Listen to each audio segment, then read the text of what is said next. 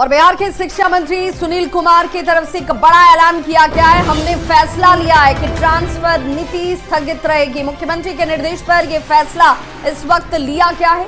सारी सक्षमता परीक्षाएं जब पूरी हो जाएंगी तब ट्रांसफर पर कोई फैसला किया जाएगा। जो मौजूदा नीति है उसमें कहीं बदलाव अगर है तो वो सारे सक्षमता परीक्षा होने के बाद लिया जाएगा। उन्होंने साथ ही साथ ये भी कहा कि नए सिरे से ट्रांसफर पॉलिसी लाई जाएगी।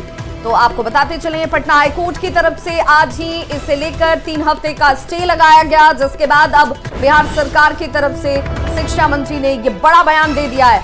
पटना से इस खबर पर ज्यादा जानकारी के साथ न्यूज 18 संवाददाता संजय हमारे साथ जुड़ गए हैं। संजय, पटना हाईकोर्ट के एक तरीके से स्टे के बाद बिहार सरकार ने इस पर यह विचार किया है।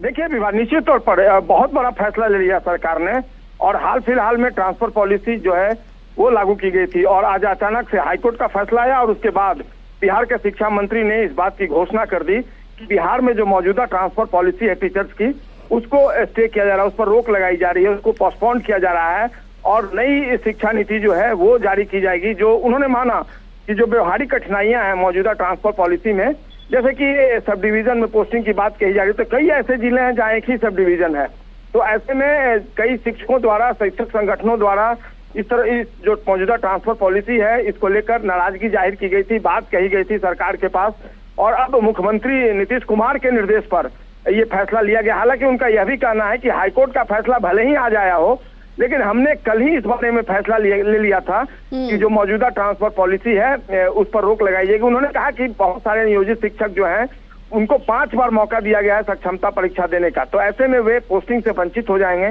अगर पहले से पोस्टिंग कर दी जाएगी। तो जब यानी एक तरीके से संजय ये मानकर चले सीधे और आसान शब्दों में शिक्षकों के लिए कि भाई जो अभी जिस स्कूल में अपनी सेवा दे रहा है वो जस की तस स्थिति बनी रहेगी तब तक, जब तक सभी सक्षमताएं परीक्षा नहीं ले ली जाती हैं।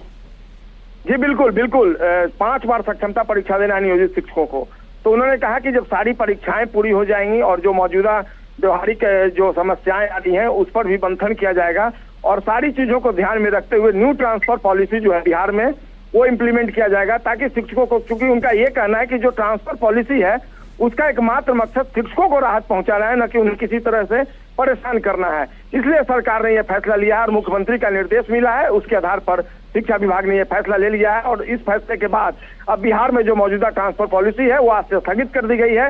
अब न्यू ट्रांसफर पॉलिसी जो है, हालांकि उन्होंने टाइम फ्रेम नहीं दिया कि कितने दिनों में, उन्होंने कहा कि सारी सक्षमता परीक्षा जब हो जाएगी उसके बाद शिक्षा विभाग इस पर मंथन करेगा और गहन मंथन के बाद। तो क्या इसे लेकर अब शिक्षकों को कोई ऑर्डर निर्गत किया जाएगा? ये जानकारी पहुंचेगी जो जिले के बीओ हैं उन तक?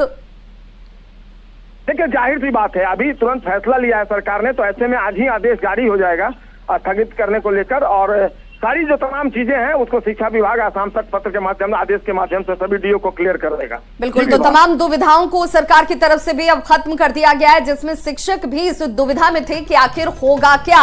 अब जब पटना हाईकोर्ट ने आज सुबह ही इस फैसले को सामने रखा जिसमें 3 हफ्ते का स्टे लगा दिया गया था, बिहार सरकार ने अपना स्टैंड साफ कर दिया है कि जब तक सभी सक्षमता परीक्षाएं संपन्न नहीं हो जाती हैं तब तक स्थिति जो है जस की तस बनी रहेगी। नई नियमावली जरूर आएगी ट्रांसफर पोस्टिंग को लेकर, लेकिन ये तमाम सक्षमता परीक्षा के संपन्न होने के बाद ही होगा। बहुत बहुत शुक्रिया संजय। तो मौजूदा नीति में कहीं कोई बदलाव अगर होने की संभावना है तो वो भी सक्षमता परीक्षा के पूर्ण होने के बाद।